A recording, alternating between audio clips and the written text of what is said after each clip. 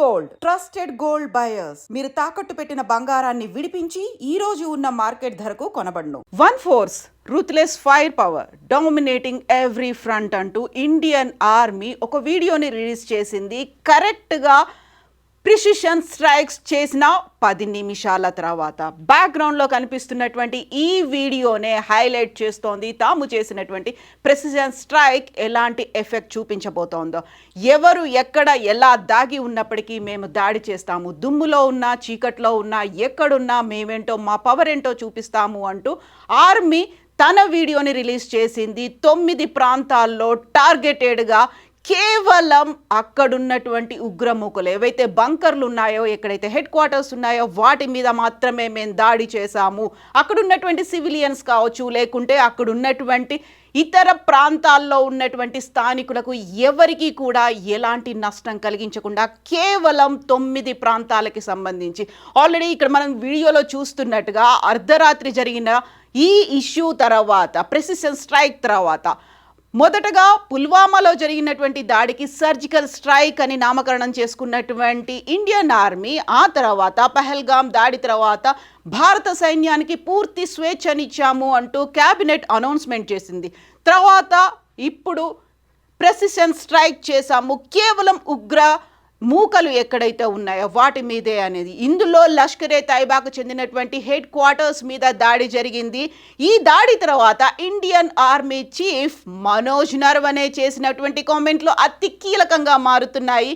Picture అభి బాకీ high, ఇది కాదు ఇంకా ఉంది, ముందుంది, చాలా జరగబోతోంది అనేటువంటి కీలకమైనటువంటి వ్యాఖ్యలని మనం చూసాము. ఆ తర్వాత జరిగినటువంటి ఇన్సిడెంట్స్కి సంబంధించి ఇమ్మీడియట్గా క్యాబినెట్ భేటీ జరిగింది. ప్రధానమంత్రితో పాటుగా రక్షణ శాఖ, త్రివిధ దళాలకు చెందినటువంటి అధిపతులు at the same time cabinet అంతా కలిసి కూర్చొని జరిగినటువంటి దాడి గురించి చర్చించుకున్నారు. తర్వాత చేయాల్సినటువంటి అంశాల గురించి మాట్లాడుకున్నారు. One force ruthless fire power dominating every front, Indian army always ready, always victorious అనేటువంటి ఈ నినాదంతోనే ఇండియన్ ఆర్మీ ఒక వీడియోనైతే రిలీజ్ చేసింది. ఆపరేషన్ సింధూర్కి సంబంధించి ఏం జరిగింది, ఎక్కడెక్కడ ఎలా అటాక్స్ చేశారు, ఏ టార్గెట్గా వర్క్ చేశారు అనే దానికి సంబంధించి 2 యువ మహిళా ఆఫీసర్లు వీడియో కాన్ఫరెన్స్ ద్వారా వివరించారు. అందులో colonel Sofiya Qureshi and wing commander Vyomika Singh జరిగినటువంటి అటాక్ గురించి, ఎలా చేశారు, ఏ టార్గెట్గా వర్క్ చేశారు అనే దానికి సంబంధించినటువంటి కంప్లీట్ ఇన్ఫర్మేషన్ ఇచ్చారు. ఒకసారి మనం చూద్దాము. యాక్చువల్గా ఏ ప్రాంతాల్ని, ఏ స్థావరాల్ని టార్గెట్గా చేసుకున్నారు అనేది ఈ వీడియోని ఇండియన్ ఆర్మీ రిలీజ్ చేసింది, ఫోటోల్ని, వీడియోల్ని. సో టెర్రరిస్ట్ క్యాంప్ కోట్లీ గుల్పూర్లో ఉన్నటువంటి టెర్రరిస్ట్ క్యాంప్కి సంబంధించినటువంటి ఒక ఫోటో. ఖచ్చితంగా అక్కడ ఉన్నటువంటి టార్గెట్ ఏదైతే ఉందో ప్రిసైజ్డ్గా ప్రెసిషన్ అనేది అక్కడ ఉంది, దాని మీదనే మేము అటాక్ చేశామనేది చెప్తున్నారు. అండ్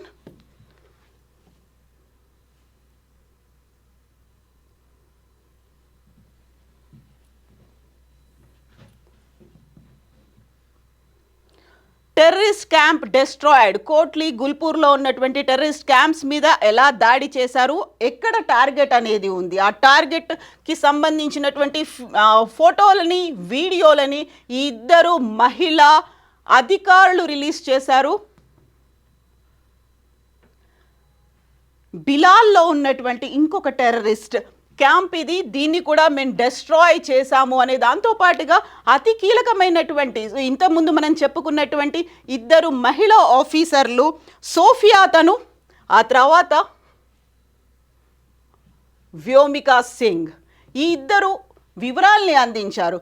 మనం ఒకసారి పహల్గామ్ సంఘటనకి సంబంధించి చూసుకున్నట్టయితే ఓవరాల్గా అక్కడ మగవాళ్ళని చంపారు, ఆడవాళ్ళు వదిలేసినప్పటికీ కూడా సింధూర్కి సంబంధించి పేరు పెట్టడం కూడా అక్కడ ఉన్నటువంటి మహిళలు, అక్కడ ప్రాణాలు కోల్పోయినటువంటి భర్తలకి గుర్తుగా తమ సింధూరాన్ని కోల్పోయారు, అందువల్లే దాన్ని పెట్టామని చెప్తున్నారు. దానికి సంబంధించి ఇప్పుడు నేవీ చీఫ్ మనోజ్ నరవనే చెప్పినట్టుగా పిక్చర్ అభి బాకీ హై, దానికి కూడా ఎంచుకున్నది మహిళల్ని మాత్రమే ఎంచుకున్నారు, మహిళా అధికారుల్ని ఎంచుకున్నారు.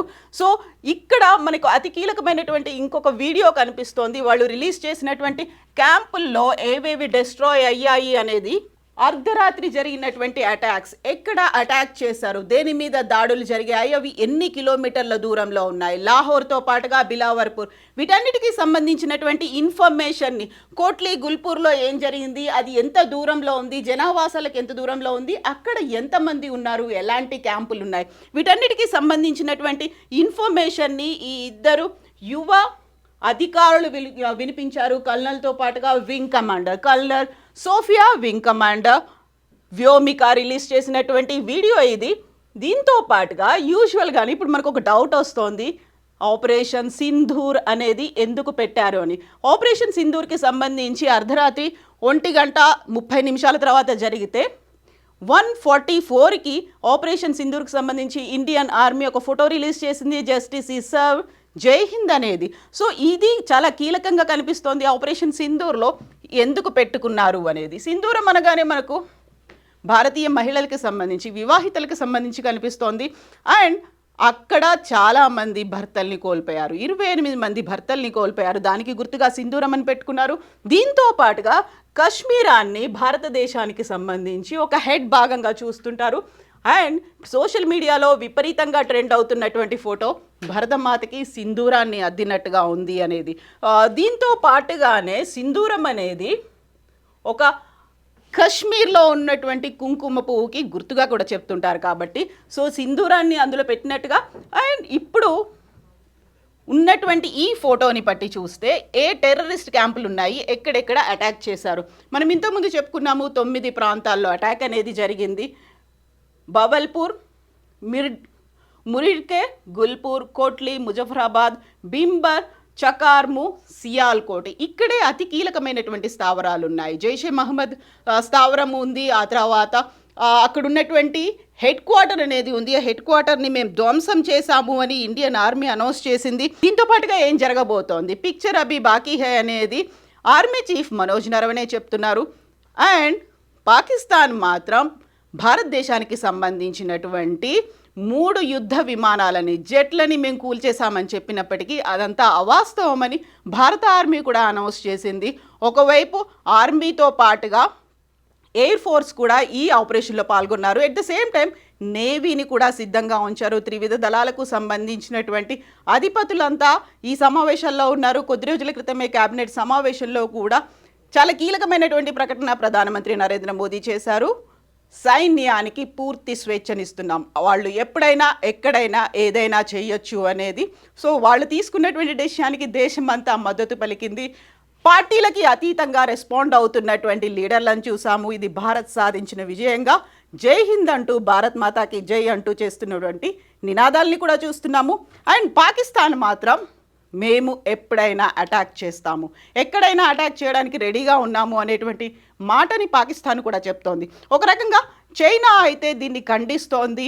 అమెరికా అయితే దశాబ్దాల తరబడి జరుగుతున్నటువంటి ఒక పోరాటం, దీనికి అతి తొందరలోనే ఒక ముగింపు రావాలని కోరుకుంటూ అనేటువంటి మాట అమెరికా అధ్యక్షుడు ట్రంప్ కూడా చెప్పాడు. సో పిక్చర్ అభి బాకీ హై అంటే ఇంకేం జరగబోతోంది.